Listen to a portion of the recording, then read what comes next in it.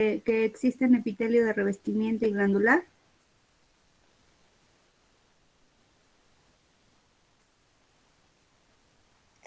Sí, profe. Sí, Sí, profe. ok.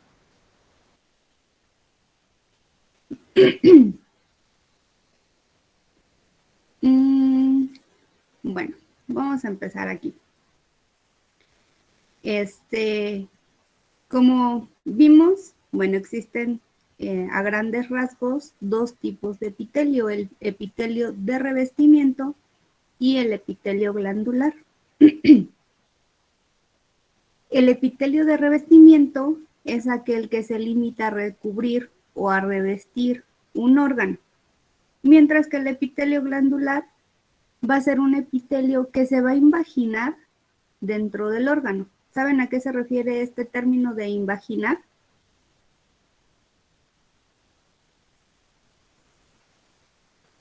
¿Tienen idea?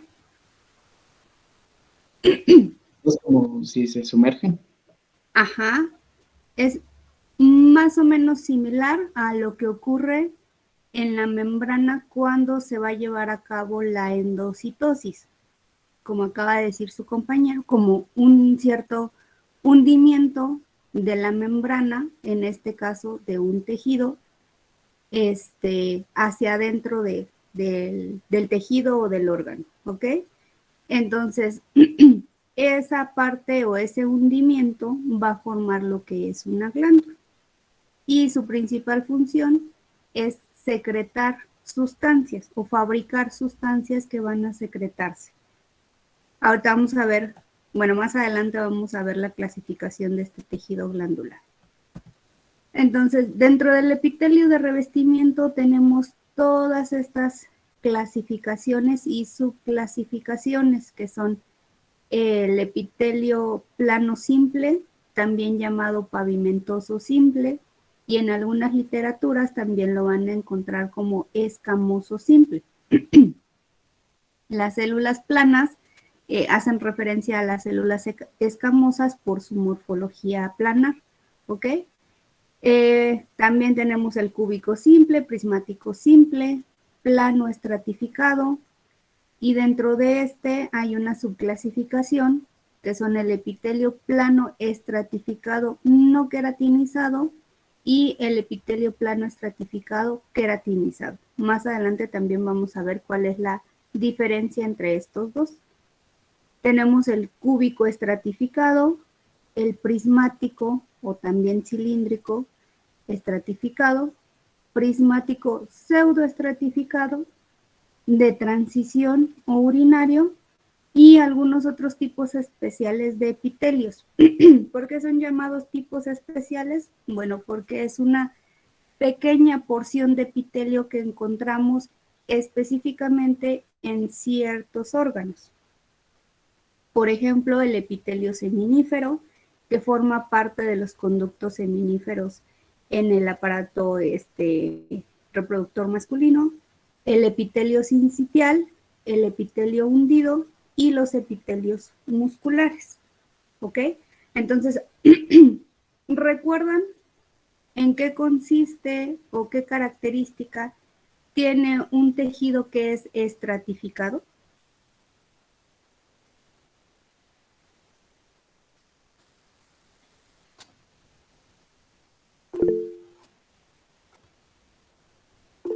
Te escucho, Marieli. Que contiene muchas capas. Ajá, contiene muchas capas. Te escucho, José Mauricio. Sí, profe, es lo mismo que iba a decir María, nada más que yo iba a decir que contiene muchas capas de célula. Ajá, sí, son varias capas de células. Dime, Ruth, te escucho. No, lo mismo iba a decir que tienen las mismas capas, pero ay, pero con las mismas formas. Creo que es lo mismo. Sí, pero agregaste un punto, que las células tienen la misma forma. O sea, son varias capas de células, pero estas células tienen la misma forma. Ok, gracias, chicos. ¿Y recuerdan ¿Cuál es la característica del pseudoestratificado?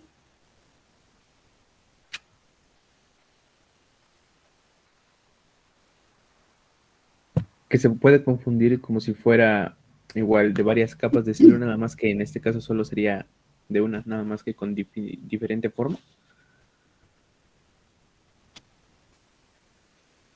De una con diferente forma. Ajá, o sea, solo sería una capa, pero pues con células que tienen distintas formas. Ok, aunque ahí como que estás confundiendo un poquito con el de transición, pero, o sea, es una sola, sí tienes razón en lo que acabas de decir, es una sola capa,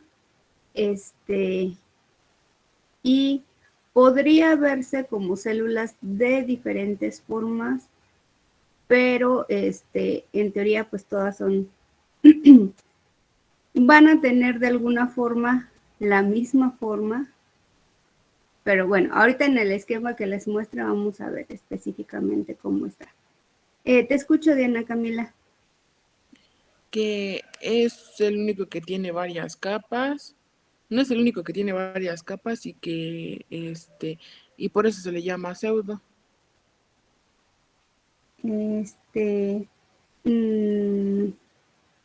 No, no tiene varias capas. No, parece tener varias capas. Ok, Le ok. corto un poquito mi audio, profe. Ok. Sí, entonces sí, pareciera. Y que todas sus células están adheridas a la membrana basal. Es lo único que recuerdo, profe. Ok, no, sí estás bien. Estás bien. Gracias, Diana. ¿Quieres agregar algo, Fernanda? Era lo mismo, profe, que pareciera que tuviera varias capas, pero solo es porque algunas son más grandes y otras más pequeñas. Ok. Entonces, si unas son más grandes y otras son más pequeñas, ¿sí vamos a tener diferentes formas celulares?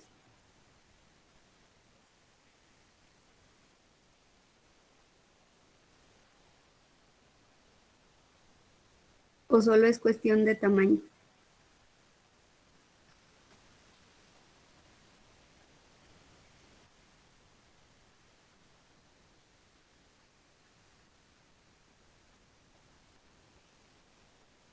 Ok, bueno, vamos a verlo más adelante.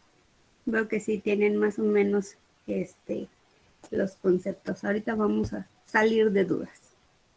Bueno, entonces, dentro de estos epitelios les decía que uno de ellos es el plano simple, también llamado pavimentoso simple o escamoso simple. ¿Dónde vamos a encontrar este tipo de epitelio? Bueno, pues en los endotelios. ¿Qué son los endotelios? Estos endotelios son el epitelio que va a revestir al interior de los vasos sanguíneos. ¿Ok? También lo podemos encontrar en la cápsula de Bowman del glomérulo renal y en algunas regiones o zonas del asa de Henle renal, como es la rama delgada. La rete testis. La rete testis son ciertos conductos que se encuentran en el testículo, como dice el nombre testis, que van a agruparse o organizarse en formas más compactas. Entonces, este epitelio también está en estos conductos. Y también lo podemos encontrar en el revestimiento de la cara interna de la membrana timpánica. Este es el esquema, es un dibujo de cómo se vería, cómo tendría que verse un epitelio plano simple. Y de este lado les muestro unas micrografías donde podemos ver estas células planas simples, ¿ok? Creo que aquí nos señalan dos, pero creo que por el ángulo esta deja ver mejor su morfología, ya que vemos que pues la célula sí es plana, el núcleo un tanto alargado para que pueda mantener esta forma plana. Y de este lado, bueno, es también médula renal, sin embargo es otro tipo de tinción, hematoxilina y eosina. Y vemos también que las flechas nos indican cómo se pueden observar en una micrografía de un tejido estas células planas simples, ¿ok? Vemos que no tienen gran volumen, que son, como su nombre lo dice, un tanto planas, con un poquito de abultamiento donde localizamos el núcleo. ¿Por qué? Pues porque el núcleo tiene de alguna forma cierta morfología circular. Entonces, esta estructura pues le va a dar cierto abultamiento a la célula. Por otro lado, también tenemos el epitelio cúbico simple, que lo vamos a encontrar en los conductos excretores intralobulillares de algunas glándulas, como son las glándulas salivales y el páncreas, ¿ok? Lo encontramos en el epitelio pigmentario de la retina, en la superficie del ovario de los mamíferos, forma los folículos de la tiroides. También lo encontramos formando parte del epitelio del cristalino y de los plexos coroideos. Aquí vemos que, bueno, las células ya tienen una morfología diferente, ya son un tanto más gruesas, son cúbicas, por ello el nombre de epitelio cúbico simple. Y de este lado les muestro pues, la misma micrografía previa de la médula. Sin embargo, aquí se resalta lo que son los conductos excretores, los cuales están formados pues, por epitelio cúbico simple. Y podemos ver la diferencia de estas células cúbicas simples que están organizadas en una estructura circular para poder formar lo que es el conducto y dar paso a lo que es la luz, que es donde está esta estrellita, dar paso a la luz del conducto.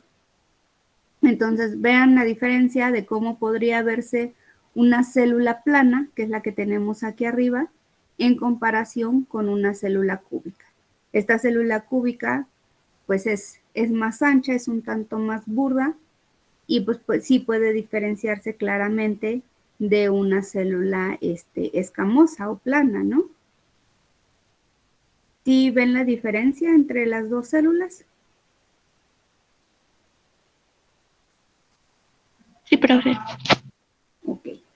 Bueno, esta micrografía es del mismo tipo de tejido, nada más en otro tipo de tinción, pero vemos lo mismo, estas células cúbicas que están organizadas en forma circular para poder formar el conducto. Bueno, otro de los epitelios es el epitelio prismático simple. Acuérdense que la forma de la célula, en este caso, pues va a ser un tanto más alargada en una forma prismática, como su nombre lo dice. Por lo tanto, estas células pues van a ser más altas. ¿Dónde encontramos este tipo de epitelio? Lo encontramos en el endocérvix, en el estómago, en el intestino, en el conducto excretor interlobulillar de algunas glándulas, como son las glándulas salivales y el páncreas. Entonces, aquí les muestro una micrografía de epitelio prismático simple en el intestino y podemos ver cómo se organizan estas células prismáticas simples para dar pie a la luz del intestino. ¿Se acuerdan qué tipo de superficie apical podrían tener estas células del intestino?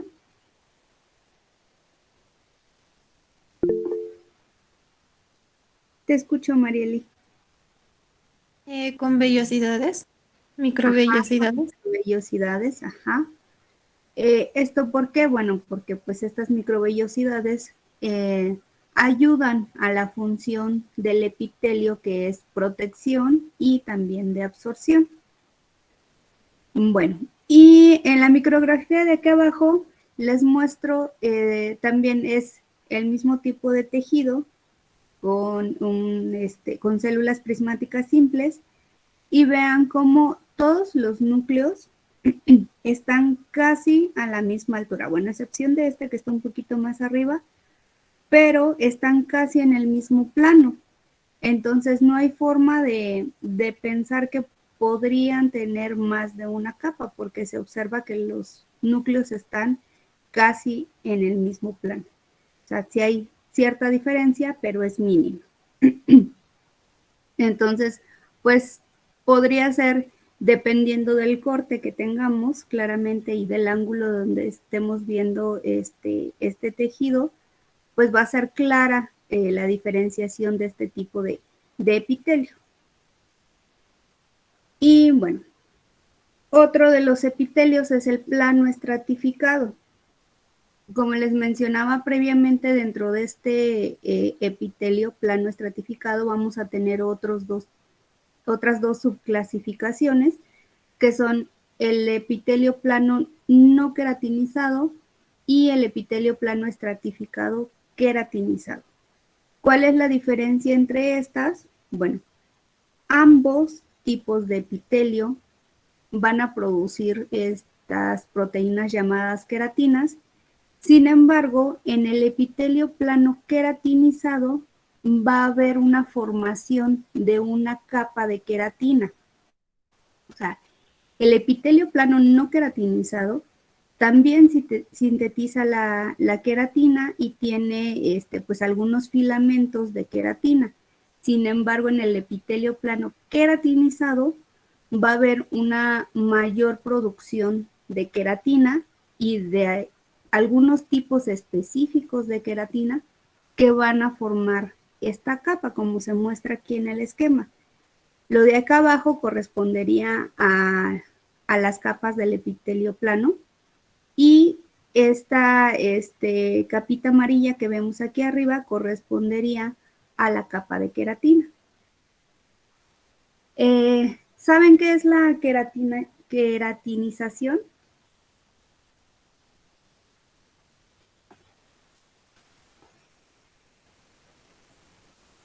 No. Bueno, una de las funciones o la principal función de la epidermis es formar una capa córnea, que es la capa, digamos, más alta de la epidermis, que tiene que ser eficaz, protectora, semipermeable y que haga posible que nosotros tengamos esta protección ante agentes externos, factores externos que pudieran dañar esta epidermis. Entonces, esta barrera cutánea impide tanto la pérdida de fluidos corporales como la entrada de algunos patógenos o simplemente los rayos UV de la luz solar. Entonces, para poder llevar a cabo estas funciones protectoras y reguladoras, la epidermis sintetiza, una vez que se diferenciaron las células, sintetiza estas proteínas queratinas para poder formar esta capa de queratinas, que es a lo que se le llama queratinización, a la síntesis de toda esta capa de queratinas, para poder cumplir con esa función de protección. ¿Ok? Entonces, a eso llamamos queratinización. Y bueno, ¿dónde podemos encontrar cada uno de estos tejidos? Al epitelio plano no queratinizado lo podemos encontrar en la cavidad bucal, en el esófago, en parte de la epiglotis, en la córnea, en la conjuntiva ocular, en la vagina y parte de la uretra, tanto femenina como masculina. Bueno, aquí vemos en este esquema, estaría representando a lo que es el epitelio plano no queratinizado. Vemos las diferentes capas del epitelio plano, sin embargo, no vamos a observar esta capa de queratina. Esta es una micrografía real de esófago, donde vemos igual, les decía, las capas del epitelio plano. Podemos identificar que son células planas porque tienen una forma alargada, únicamente abultada, donde se encuentra su núcleo. Y el epitelio plano queratinizado lo vamos a encontrar en la epidermis, tanto de reptiles como de aves y obviamente de mamíferos. Entonces, esta es una micrografía de cómo se vería esta epidermis. Aquí abajo vemos lo que son las capas el epitelio plano. Aquí lo que está marcado como GR es una capa granulosa que tiene gránulos de queratohialina, que es una proteína que va a unir a lo que es la capa de queratina con la capa del epitelio. Y aquí arriba lo que vemos más rosita, pues correspondería a la capa de queratina, de estas proteínas queratinas, formando una red que se va a ver como una capa. ¿Ok? ¿Alguna duda hasta aquí, chicos?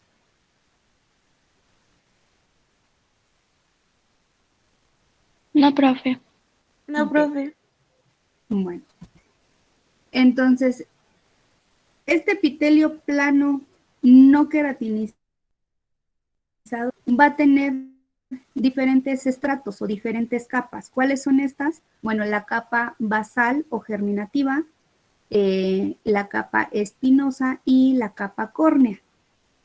¿A qué se refieren cada una de ellas? Bueno, la capa basal o germinativa va a ser una sola capa de células que va a estar unida a la lámina basal mediante abundantes desmosomas y hemidesmosomas.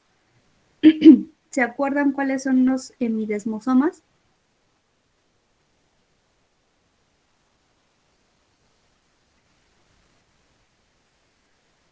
¿A qué nos referimos con desmosomas y hemidesmosomas?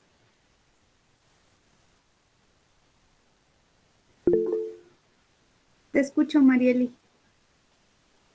Son uniones que tienen las células. Entre caso de la hemidesmosoma, si no me recuerdo, es la unión de la célula con la lámina basal.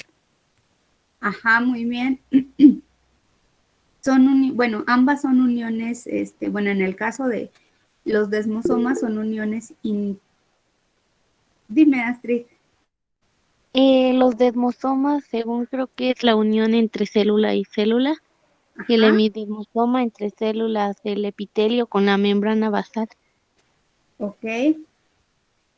Sí, los desmosomas son uno de los tipos de uniones intercelulares y los hemidesmosomas, como dijeron sus compañeras, van a unir al epitelio con la membrana basal, específicamente con la lámina basal, como mencionó Mariel. Entonces, bueno, esto es a lo que se refiere el estrato basal o germinativo o capa basal o germinativa, como lo quieran llamar. La otra capa o el otro estrato es el estrato espinoso. Este se caracteriza por la presencia de abundantes desmosomas que cuando se observan al microscopio van a aparecer espinas que están conectando a las células. De ahí el nombre de estrato espinoso. ¿Ok? Entonces, no es una característica, bueno, más bien es una característica, pero es simplemente por algo que podemos ver al microscopio, de cómo están formados estos o cómo parecen que estuvieran siendo estos desmosomas. ¿Ok? El otro estrato o la otra capa es la capa córnea. Estas células van a tener una membrana reforzada y van a terminar siendo células muertas llenas de filamentos de queratina o también llamadas cornificadas que se van a descamar. ¿Han visto cuando nos quemamos de sol que se nos pela la piel? Bueno, pues toda esa capita que vemos que se nos está pelando es el estrato córneo, ¿ok? Son todas estas células muertas con filamentos de queratina.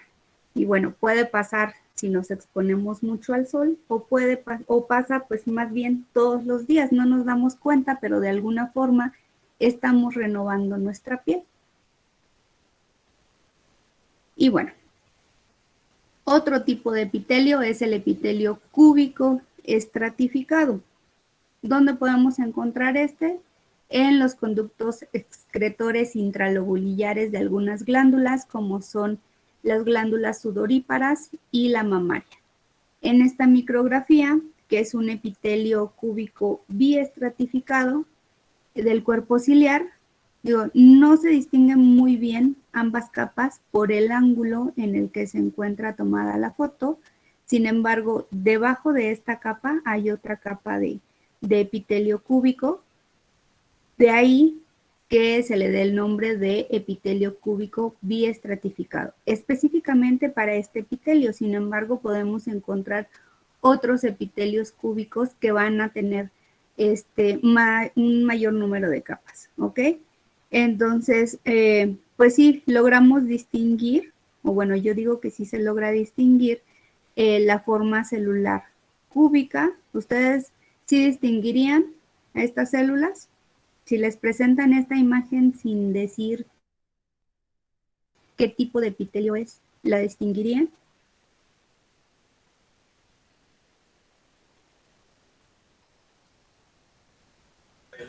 Sí, sí, doctora, se ve muy específico. Ok, bueno. Entonces, ya les mencioné dónde podemos encontrar este tipo de epitelio cúbico estratificado. Y bueno, ya vimos que sí se podría distinguir, ¿no?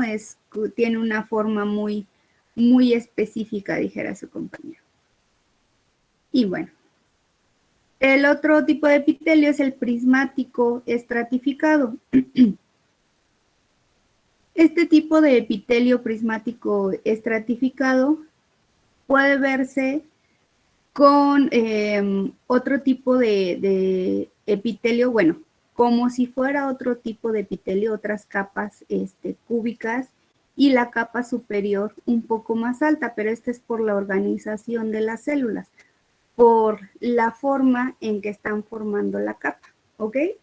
Sin embargo, pues todas las células van a ser prismáticas. Este tipo de tejidos podemos encontrarlos en la uretra masculina, en sus porciones tanto membranosa como esponjosa, en el fornix conjuntival y en el epitelio que reviste parte del epiglotis. Por ejemplo, como vemos en esta micrografía de la derecha, que es un epitelio prismático estratificado, podemos ver la forma clásica prismática, que es la capa externa que vemos aquí, y estas, pues no se puede distinguir muy bien la forma por el ángulo en el que estamos viendo el corte del tejido. Sin embargo, pues también van a tener una forma prismática. El otro tipo de epitelio de revestimiento es el prismático pseudoestratificado. Lo llamamos pseudoestratificado porque recuerden que el epitelio estratificado tiene ese nombre porque va a tener varias capas. Y el prefijo pseudo viene, bueno, quiere decir que no es real o que es falso o que asemeja a. Entonces, no va a tener varias capas, va a ser una sola capa de células que por su disposición de los núcleos o por la localización de los núcleos va a parecer que fueran diferentes capas de células, sin embargo va a ser una sola.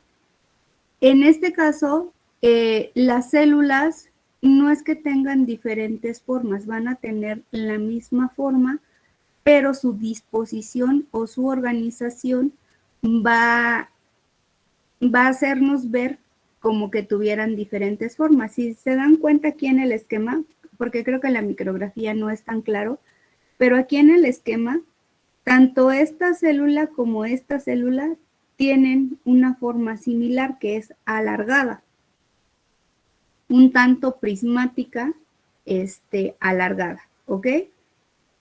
Ambas van a estar unidas a la membrana basal o a la lámina basal. ¿Y cuál es la diferencia entre estas dos células? Bueno, que la primera tiene localizado el núcleo en la parte inferior y la segunda tiene localizado el núcleo en la parte superior, y de ahí que una esté más abultada en cierta zona que la otra, ¿ok? Sin embargo, si se dan cuenta, tienen la misma forma, o sea, si giráramos este esquema, podríamos ver que esta célula tiene la misma forma que esta. Entonces, va a ser un epitelio con células con la misma morfología, únicamente va a parecer que tenemos más capas, ¿ok? ¿Dónde encontramos este tipo de epitelio? Bueno, pues en la uretra femenina, en el conducto del epidídimo y en los conductos deferentes y parte de las vías respiratorias. Se me estaba pasando a mencionarles. Podemos encontrarlo con una superficie apical lisa y con una superficie apical con microvellosidades, como es el que encontramos en el bronquio humano. Como vemos aquí en esta micrografía, las células tienen una superficie apical con microvellosidades, que serían estos como pelitos que se ven aquí arriba. Y aquí en esta micrografía del conducto deferente podemos ver un poco más clara esa característica de que tienen localizados sus núcleos en diferentes zonas del citoplasma, por lo tanto pareciera que pudiéramos tener más de una capa. Si recuerdan, en el epitelio prismático estratificado, vemos que los núcleos están casi a la misma altura. Sin embargo, aquí vemos que tienen una diferente altura. Por ejemplo, esta que está casi hasta la parte superior, hasta la parte apical. Este está un poquito más bajito, pero la localización es diferente, por ejemplo, con respecto a este núcleo. Entonces, eso es lo que asemeja que tuviéramos varias capas.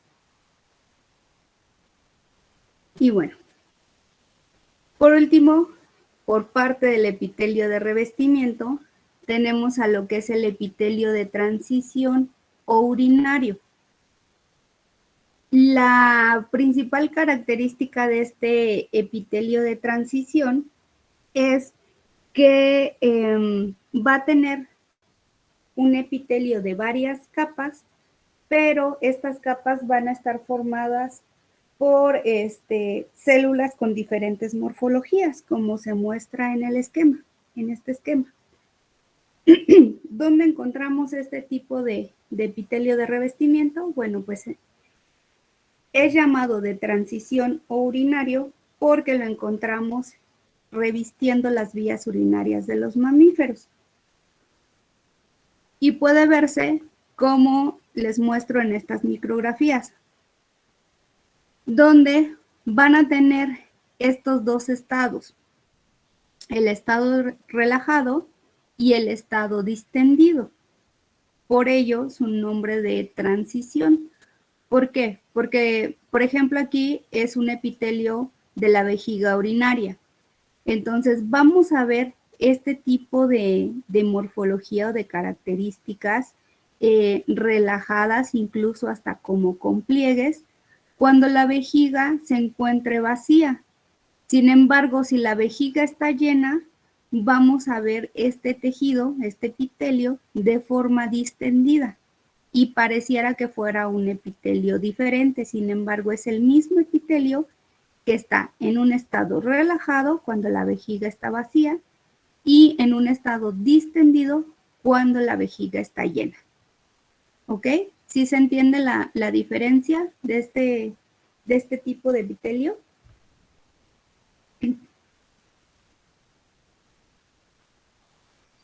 Sí, profe. Sí, profe. Bueno. Entonces, eso es con respecto al epitelio de revestimiento. ¿Cuál es el epitelio de revestimiento? Pues al que va a revestir a todos los órganos y algunas cavidades corporales. El otro tipo de epitelio es el epitelio glandular, el cual va a estar especializado en secretar sustancias al medio interno si se trata de una glándula endocrina, o al exterior del organismo si se trata de una glándula exócrina. ¿Qué entendemos por glándula? Bueno, pues una glándula es una estructura anatómica que segrega sustancias al medio ya sea interno o al medio externo, ¿ok? De este lado les muestro un esquema de cómo sería una glándula exocrina. ¿Qué quiere decir exocrina? Bueno, que va a liberar sustancias al exterior del organismo. Y aquí abajo tenemos un esquema de una glándula endocrina, que esta glándula endocrina va a secretar sustancias al medio interno. Específicamente va a liberar estas sustancias a los vasos sanguíneos, ¿ok? La glándula exócrina va a liberar la sustancia al exterior del cuerpo. Mauricio, ¿en qué clase estás? No he pasado lista, no estoy pasando lista. Ok. Bueno, les decía, esta glándula exócrina va a liberar las sustancias al exterior del cuerpo o del organismo, mientras que la endocrina va a ser al interior de los vasos sanguíneos, o sea, al interior del organismo, ¿ok? Y ya aquí el riego sanguíneo se va a encargar de llevar todas estas sustancias hasta el lugar del cuerpo, el órgano o sistema donde se requieran estas sustancias liberadas por la glándula. Bueno, entonces sí nos queda claro que es una glándula exócrina y una glándula endocrina.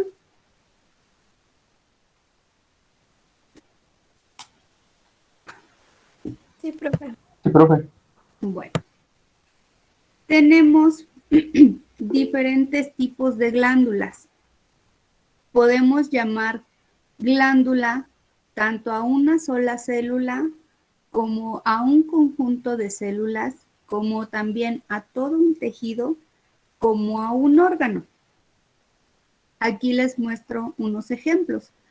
Podemos llamar glándula, les decía, a una sola célula que está inmersa en un tejido, que pues esta célula va a ser secretora de estas sustancias, de ahí el nombre glándula, ¿no? Y también podemos llamar glándula a una zona de células que van a estar inmersas en el epitelio. Puede ser un islote de células que van a ser secretoras y estas van a estar localizadas en cierta parte del epitelio. Entonces, a este islote también se le puede llamar glándula. Y cuando todo el epitelio está formado por células secretoras, entonces el tejido va a ser secretor y a este tejido también se le va a llamar glándula. Cuando un órgano también secreta sustancias, también se le puede llamar glándula. Entonces, les decía, el término glándula puede ser tanto a una sola célula como a un conjunto de células dentro de un tejido, como a todo un tejido completo, como también a un órgano que va a estar formado de diferentes tejidos. Por ejemplo, el epitelial, el conectivo, el nervioso. ¿Ok? ¿Cuál es algún ejemplo de glándula, de un órgano glandular?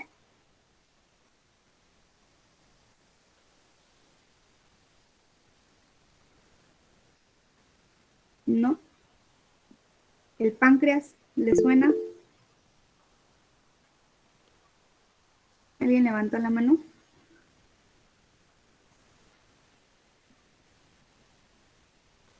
Bueno, el páncreas es el ejemplo más clásico de un órgano que es una glándula, ¿ok?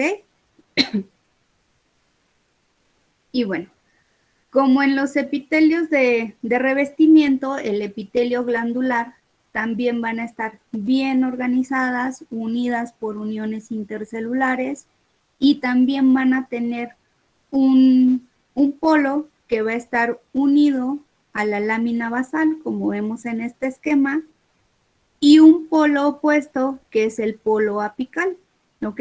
Que es el que se va a encontrar hacia el interior de lo que es la glándula. Déjenme ver.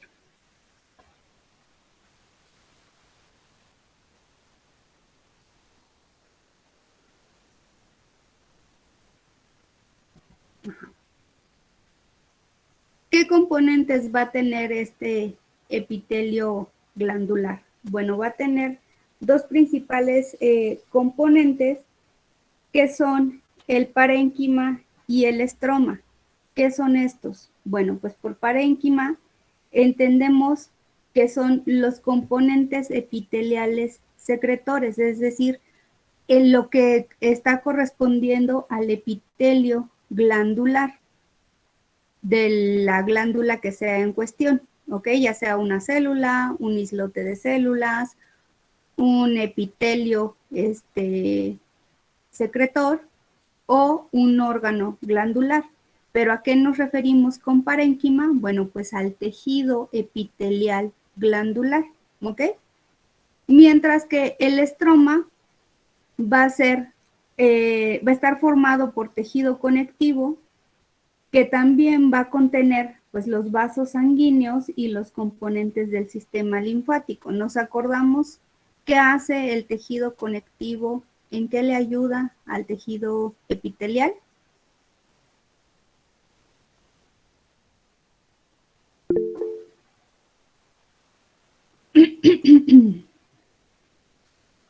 Te escucho, Marieli. Nutre a lo que es el tejido epitelial. Ok. ¿Cómo lo nutre Christopher? Vi que había levantado la mano.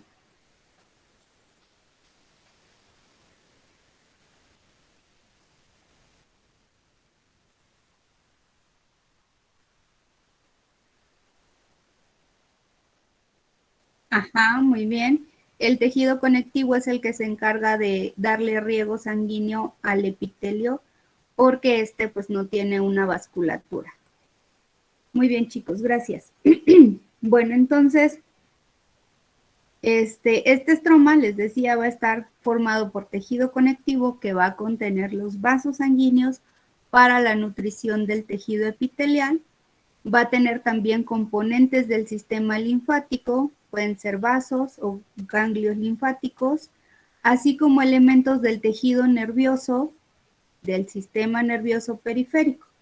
¿Ok? Entonces, aquí les muestro, bueno, es un esquema en dibujo de lo que correspondería al estroma. Esto de aquí, que vemos como en cubitos, sería el tejido epitelial, que correspondería al parénquima. Y esta parte de acá, donde vemos rayitas que están esquematizando algunas proteínas o conductos y los vasos sanguíneos, van a formar parte del estroma, ¿ok? Que es todo el tejido conectivo con los vasos sanguíneos que van a ayudar a la irrigación sanguínea de este tejido epitelial. Toda esta parte estaría formando lo que es la unidad excretora. Más adelante vamos a ver detenidamente las partes de esta unidad secretora o excretora. Bueno, este mismo esquema podemos ejemplificarlo en esta micrografía, donde también vemos la unidad secretora, que sería esta, que está formada por todo el epitelio, y el estroma sería esta parte de aquí, que es todo el tejido conectivo, componentes del sistema linfático, nervioso, todos los vasos sanguíneos. Entonces, estas dos, parénquima y estroma, van a estar dando lugar a lo que es todo el tejido glandular, ¿ok? Bueno, aquí les muestro las partes de los epitelios glandulares o de la glándula, más bien, de cómo se compone una glándula, ¿ok? Acuérdense que tenemos dos tipos de glándulas, las glándulas endocrinas y las glándulas exócrinas. Entonces, el adenómero, que es la porción secretora, va a ser parte de ambas. En este caso, esta glándula, que es una glándula endocrina, todo esto va a corresponder a lo que es el adenómero, que es la porción que va a secretar las sustancias. Y en el caso de una glándula exócrina, bueno, esta parte que vemos aquí, este lobulillo que vemos en la parte inferior, correspondería al adenómero y la parte alargada que vemos aquí sería el conducto excretor. Este conducto excretor solo lo vemos en las glándulas exócrinas. ¿Por qué? Bueno, porque estas van a liberar sustancias al medio externo del organismo. Entonces, por ello, este conducto excretor solo lo vemos en este tipo de glándulas, ¿ok? Bueno. Entonces, vamos a tener diferentes clasificaciones del tejido epitelial, del epitelio glandular o en sí de las glándulas. Si son exócrinos o endocrinos, que ya vimos la diferencia entre uno y otro. Sin embargo, estos exócrinos van a tener también una subclasificación de epitelio. Estas pueden ser endoepiteliales o exoepiteliales. Van a ser, estas endoepiteliales van a tener una clasificación o otra subclasificación que pueden ser unicelulares o pluricelulares. Acuérdense que una glándula puede ser de una sola célula o de un islote de células o todo un conjunto que sería un tejido celular, ¿ok? Entonces, este epitelio exócrino endoepitelial que puede ser unicelular, bueno, pues corresponde a cuando encontramos una sola célula secretora en un tejido, mientras que el epitelio glandular exoexocrino endoepitelial también puede ser pluricelular cuando encontramos un islote de células en un tejido. Y van a corresponder al epitelio glandular exoexocrino exoepitelial los tipos multicelulares, que son cuando estas células secretoras ya están formando un tejido y pues únicamente van a liberar sustancias hacia el exterior del organismo y sería, digamos, una glándula exócrina como la que estamos viendo aquí, ¿ok? Pero ya estamos hablando de todo un tejido, por eso son multicelulares. Dentro de dentro de esta clasificación exoepitelial multicelular, tenemos aparte otra subclasificación.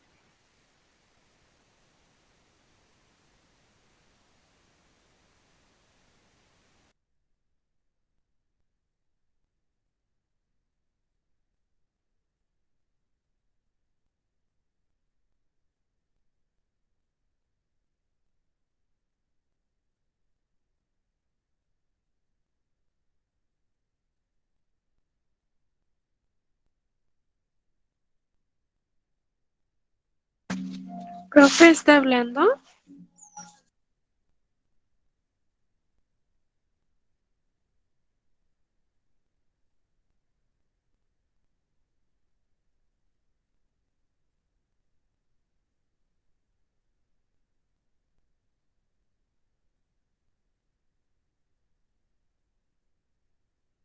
Este tejido celular también puede ser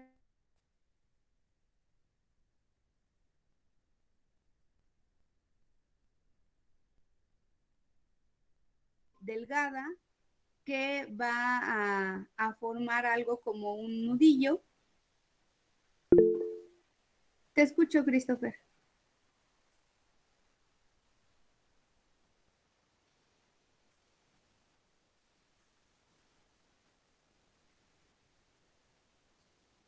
Ok, ¿desde aquí o desde acá? No está presentando pantalla, profe. Sí, profe, no se ve en pantalla. ¿Se perdió? ¿Hasta dónde escucharon, muchachos? No me di cuenta que se me había ido la conexión.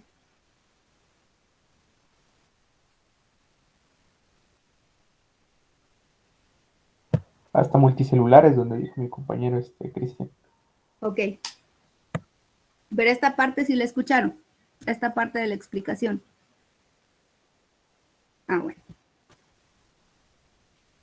Bueno, entonces les decía que este epitelio exoexócrino exoepitelial multicelular va a tener aparte otra clasificación o subclasificación que puede ser monoestratificado o pluriestratificado.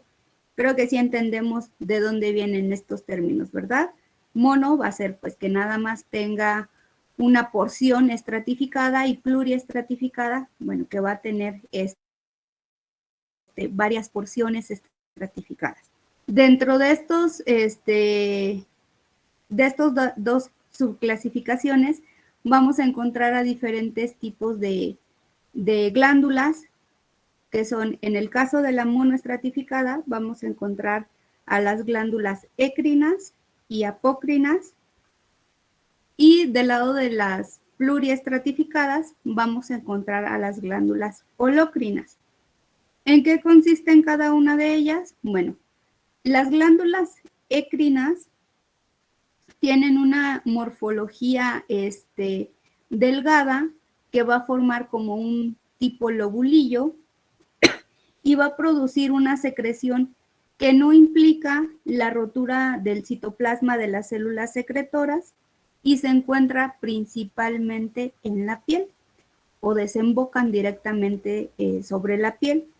Mientras que las glándulas apócrinas, que sería como la que estamos viendo aquí, va a ser una glándula que se encuentra en la piel, en la mama, en el párpado, en el oído, y estas van a segregar gotas minúsculas de grasa, ya sea en la leche materna, si estamos hablando de la mama, o la cerilla que se forma en los oídos, si estamos hablando pues, del epitelio glandular del oído, ¿ok? Y la característica de estas glándulas apócrinas es que desembocan en el conducto pilosebáceo. Entonces, estas glándulas écrinas desembocan directamente sobre la piel y las apócrinas desembocan en el conducto pilosebáceo. Y más adelante vamos a ver otra característica específica de cada una de ellas. Y bueno, una glándula holocrina va a producir, bueno, es aquella que va a producir una secreción en la cual la totalidad de las células que están formando parte de la glándula va a formar parte también de los productos secretados, como están esquematizando en este dibujo, donde, bueno, vemos que, digamos, esta parte roja va a ser como un cadáver de célula que fue parte de la glándula y que posteriormente va a formar parte de la secreción que está formando esta glándula. Por ello se le llama holocrina. ¿Ok?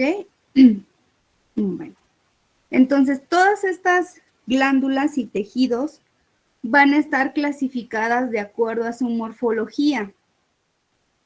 ¿Cómo? Bueno, si la glándula es tubulosa, como vemos aquí, si la glándula es túbulo-acinosa, como vemos en este esquemita, donde vemos esta porción un tanto más ancha, o si es túbulo alveolar, túbulo por esta parte delgada y alveolar por esta parte ensanchada, ¿ok? Pueden ser simples si encontramos únicamente una porción de estas, pueden ser ramificadas si tenemos más de una porción de cada una de estas morfologías, o pueden ser compuestas si encontramos una combinación de estas morfologías, ¿ok? Entonces, esta clasificación va a ser de acuerdo a la forma de la porción secretora y a la simplicidad o ramificación del conducto excretor. En este caso, el conducto excretor sería esta parte de aquí arribita. Esto sería el conducto excretor y esta parte de acá abajo pues sería el adenómero. Entonces vamos a tener diferentes morfologías de adenómeros. La combinación, o bueno, más bien, la ramificación del conducto hace que pueda ser, que esta glándula se pueda llamar ramificada. Y la combinación de estas morfologías, pues de la ramificación y de la composición del adenómero o de la morfología del adenómero, nos va a dar lugar a lo que son las glándulas compuestas, ¿ok? Por el lado de las, del epitelio o del exoepitelio multicelular pluriestratificada, vamos a encontrar estos dos tipos de morfologías que son la alveolar, que puede ser simple o puede ser ramificada, ¿ok? ¿Alguna duda hasta aquí, chicos? No, profe, todo bien. ¿No? Bueno. Entonces, también podemos clasificarlos de acuerdo al aspecto del adenómero y del tipo de secreción que vayan a liberar estas glándulas. ¿Cómo? Bueno, estas pueden ser glándulas mucosas, glándulas serosas o glándulas seromucosas. O estas también son llamadas mixtas. Las glándulas mucosas pues van a ser ricas en esta sustancia, en lo que es el moco, y van a poseer algunos gránulos más grandes con poca afinidad por la eosina. ¿Se acuerdan qué es la eosina? ¿Ya vieron los videos que les dejé en la plataforma?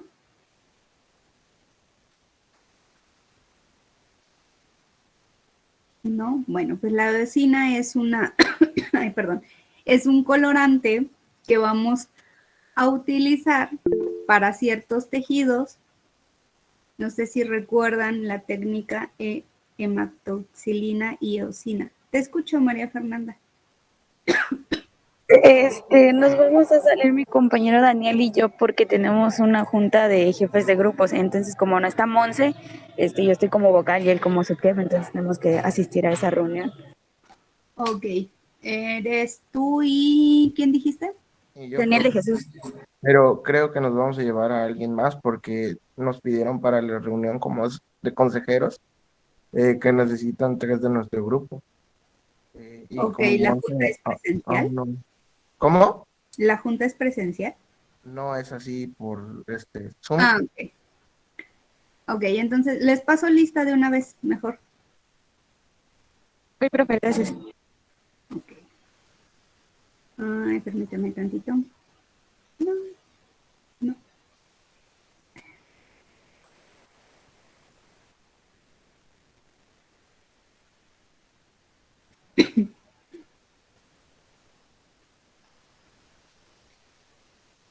María Fernanda, ¿qué apellidos tienes? Gómez Chávez. ¿Gómez Chávez son tus apellidos? Sí, profe. Ok. Y Daniel López Muriel. López Muriel. Ok.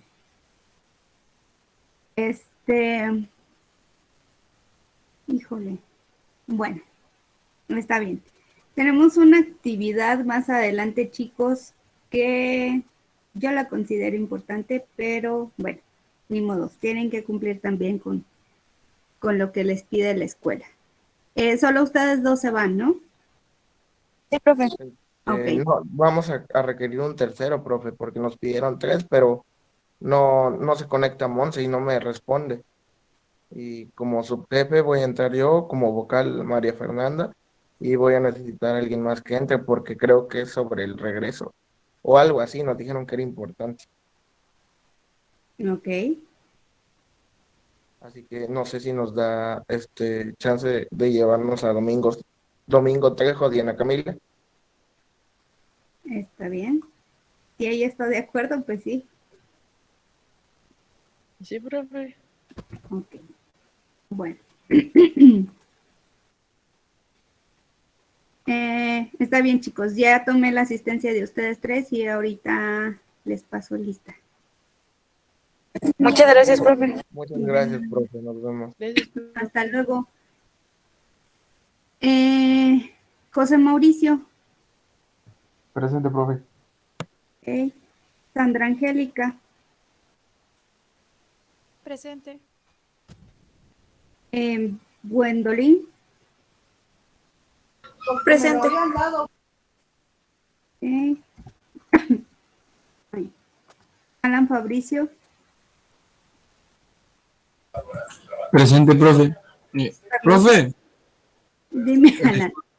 es que la clase del día 31 me parece que fue. Ujú. No, No estuviste. tengo una falta, creo. Ajá. No pude entrar, no tenía internet. Tomé capturas y todo, pues, pero no se le he mandado a doctora Bumalea porque como hoy tenía clases con usted y ayer tengo un permiso de ayer, pues, de que no estuve en clases, pues ya no hablé con usted ayer. Ya no Bueno, hablé con el doctor para pedirle el permiso para hablarlo con usted. No sé si requiere el permiso o... de preferencia, Alan. Ujú. Ah, ok, entonces le hablaré al doctor. Está bien. Bueno, de nada. Carlos Augusto. Presente. Indra.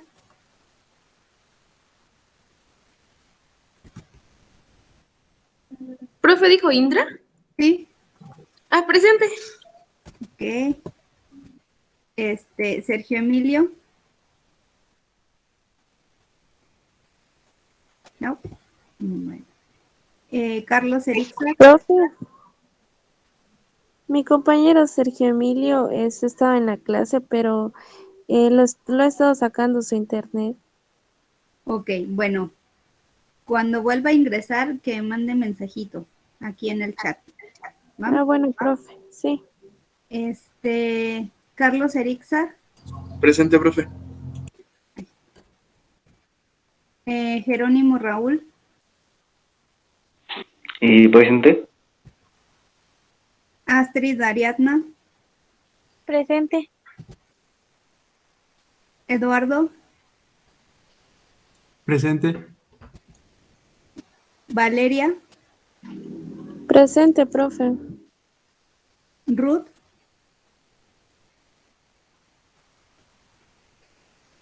No. Bueno. Diana Paola. Presente, profe. Diego Armando. Presente, profe.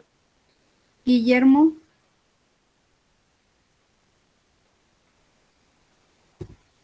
Okay. Noé Giovanni.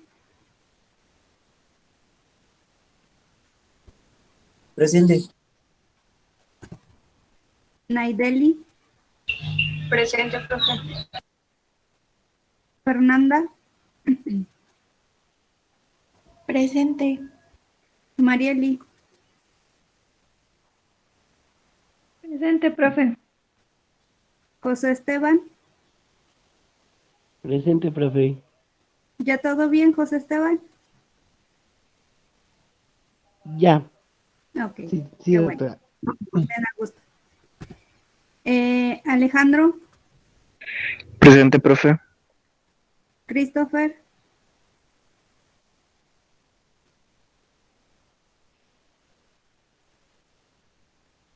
Exacto. Si no le sirve el micrófono o algo, me puede escribir al chat, para que tome su asistencia. Oscar. Presente, profe. Mauricio Alonso. Presente, profe. Mauricio creo que hace rato estaba soñando que estábamos pasando lista y contestó presente. Ah, no, profe, como entré tarde, pensé que ya había empezado esto.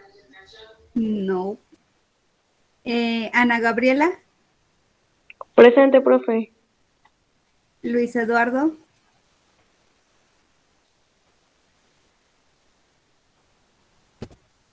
María José, Presente. Lourdes, Presente, profe. y bueno, Monse supongo que va a tener permiso, ¿verdad? Ok, chicos. Seguimos entonces.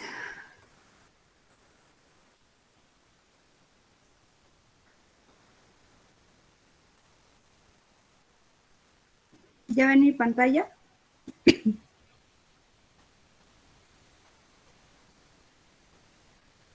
Sí, profe. Sí. profe. Bueno, entonces les decía que de acuerdo al aspecto del adenómero y del tipo de secreción, vamos a tener pues 3 tipos de glándulas, la mucosa, la serosa y la seromucosa, o también llamada mixta. La mucosa, bueno, pues va a producir o es rica en esta sustancia que es mucosa o moco, y van a poseer algunos gránulos más grandes con poca afinidad a la eosina. ¿Qué es la eosina? Bueno, pues es un colorante que podemos emplear para tinción de tejidos. Y también tenemos a lo que es la glándula serosa, que su secreción va a contener una ínfima cantidad de proteínas. Sus células van a poseer gránulos pequeños que van a ser eosinofílicos, parecidos a los de un eosinófilo. ¿Ok? Y bueno, por parte de las glándulas mixtas o seromucosas, estas van a tener un aspecto intermedio entre los dos tipos de glándulas previos y pueden tener gránulos ya sea grandes como los que presenta la glándula mucosa o gránulos pequeños como los tiene la glándula serosa. De acuerdo al tipo de células secretoras, podemos tener 2 tipos de glándulas. Las glándulas homocrinas, que van a estar formadas por solo un tipo celular, y las glándulas heterocrinas, que van a tener varios tipos celulares, como se muestra en este esquema. ¿Ok? Vamos a tener diferentes morfologías celulares que van a estar formando esta glándula heterocrina. De ahí su nombre de hetero, quiere decir que hay variedad, mientras que las glándulas homocrinas quiere decir que pues todas son iguales o de un mismo tipo, tal vez no exactamente iguales, pero de un mismo tipo celular. ¿Ok? Y bueno, otra de las clasificaciones de las glándulas exocrinas va a ser de acuerdo a la morfología del adenómero. ¿Se acuerdan qué es el adenómero?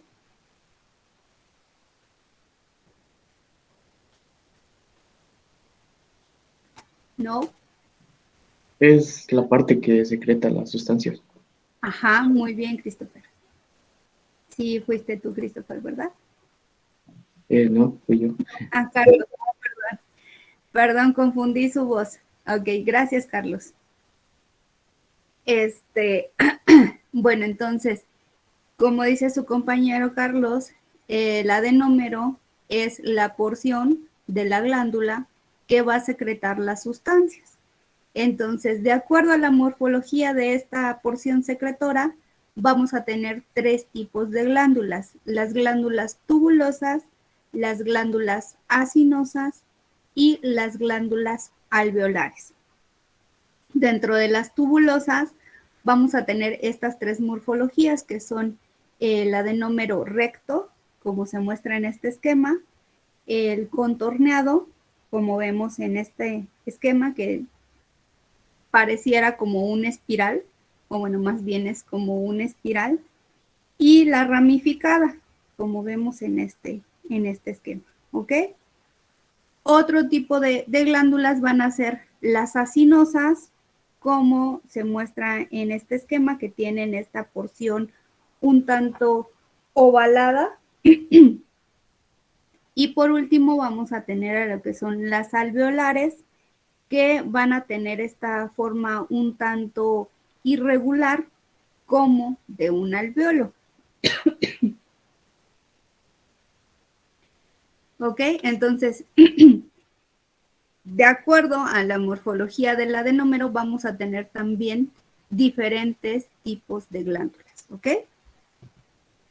Otro tipo de clasificación de estas glándulas exócrinas va a ser de acuerdo a la morfología del conducto excretor. Este puede ser no ramificado o ramificado, como se muestra en este esquema. Entonces, si el conducto excretor es simple, o sea, o es no ramificado, vamos a tener una glándula simple. Y si este se ramifica, vamos a tener una glándula compuesta. Entonces, entendemos dónde radica la diferencia entre una glándula simple y una glándula compuesta.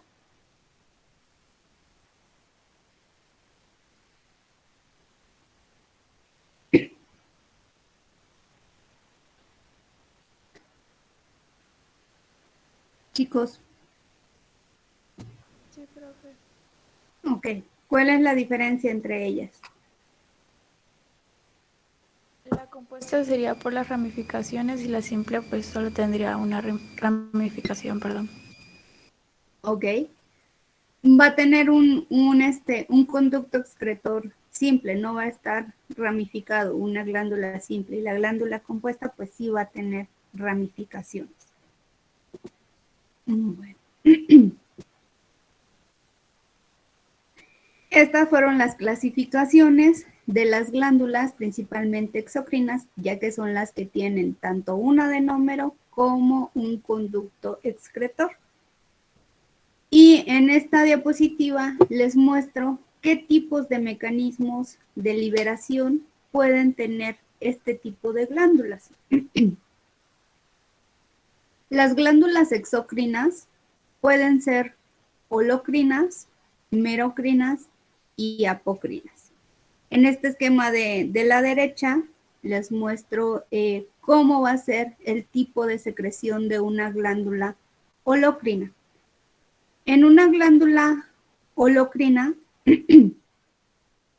las células nuevas van a estar formando o reemplazando más bien a las células que ya no vayan a formar parte de esta glándula, que van a ser células muertas que se van a desintegrar y su contenido también va a ser parte de la secreción de esta glándula.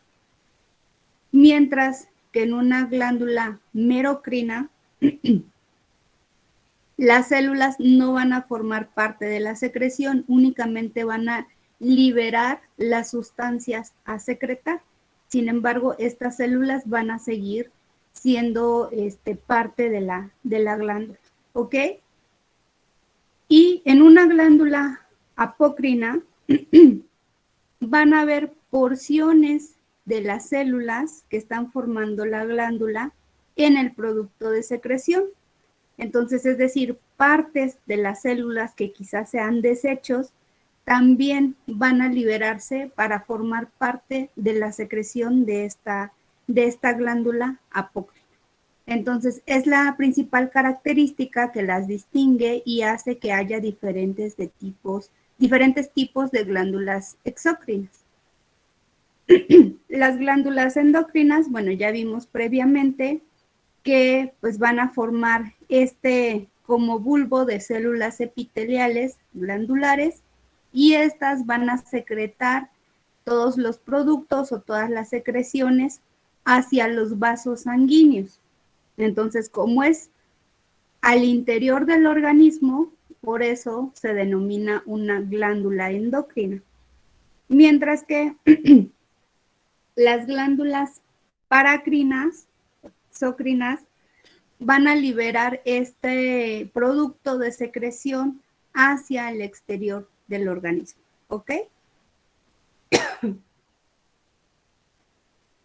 En este esquema, en este cuadro sinóptico, les pongo lo que es la clasificación de los epitelios glandulares endocrinos. ¿Qué tipos de epitelios glandulares endocrinos tenemos? Bueno, los que forman parte de folículos, como son el tiroideo o los folículos ováricos, la pars intermedia de la hipófisis, y vamos a tener otro tipo de epitelio glandular endocrino que van a estar formando nidos o masas o algunas redes, trabéculas y cordones celulares, como son los fascículos, por ejemplo, la capa fasciculada del córtex suprarrenal, algunas redes, como es la capa reticular del córtex suprarrenal, o nidos o glomérulos, como son la capa glomerular del córtex suprarrenal, el aparato yuxtaglomerular del riñón, algunas células del testículo, algunos islotes del Langerhans. Estos islotes, acuérdense que los encontramos en el páncreas. Por parte de las trabéculas, bueno, los podemos encontrar en la adenohipófisis, el lóbulo tubelar de la hipófisis y en el hígado. Y algunas masas las podemos encontrar en los lobulillos de las paratiroides y las masas de la epífisis. Y el sincitio, bueno, va a ser únicamente pues, en las mujeres y va a formar parte del sincitio trofoblasto de la placenta. Por ello que les digo que es específico de mujeres. ¿Ok? ¿Qué tipos de glándulas endocrinas o epitelios endocrinos encontramos? Bueno, por parte de los órganos endocrinos, estos pueden ser puros o mixtos. Dentro de los puros encontramos a la hipófisis, a los suprarrenales como es la corteza y la médula, y a la tiroides y la paratiroides. Mientras que en los mixtos encontramos al ovario, al testículo, al riñón, al hígado, al timo, a la epífisis y la placenta. Y bueno, por parte de los epitelios endocrinos, que estas serían células endocrinas, podemos encontrar algunas células aisladas en el sistema endocrino difuso o en los núcleos del sistema nervioso o en el tejido adiposo. ¿Ok? ¿Alguna duda, chicos, de este tipo de clasificaciones?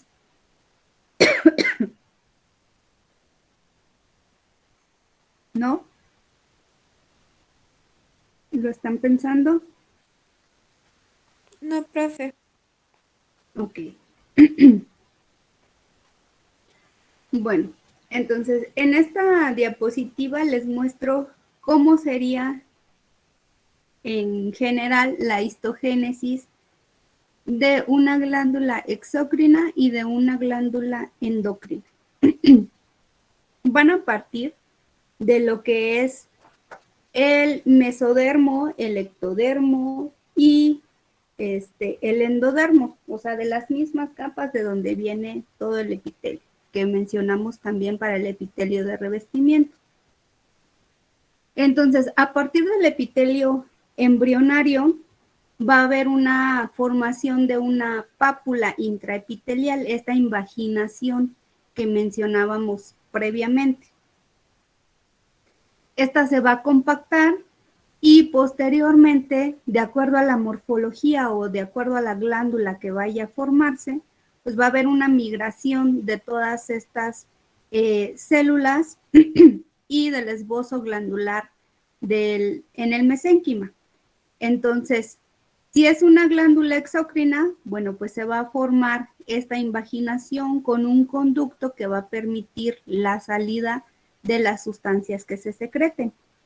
Y si es una glándula endocrina, esta pápula que se formó previamente se va a encapsular y va a rodear a los vasos sanguíneos, que es donde se va a liberar todas las sustancias que la glándula va a estar secretando.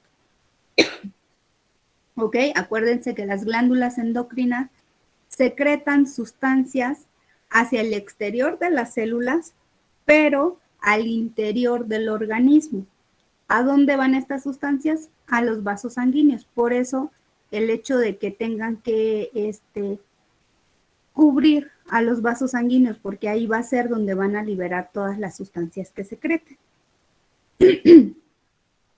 Y bueno, creo que en lo que respecta al tejido epitelial es todo. Aquí les dejo la bibliografía que usé para armar las clases, por si quieren investigar un poquito más, les quedó alguna duda o quieren apoyarse para futuras actividades o para estudiar para el examen. ¿Tienen alguna duda, chicos? No, profe, gracias. Bueno. Entonces,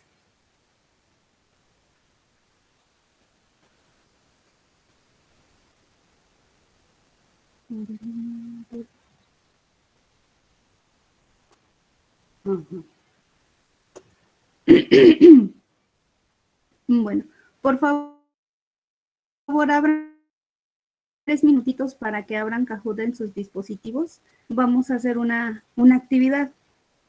Es importante que entren a esta actividad. ¿Por qué? El que tenga el mayor puntaje, ya ven que Kahoot siempre nos dice en el momento quién obtuvo el mayor puntaje. Entonces, el que tenga el mayor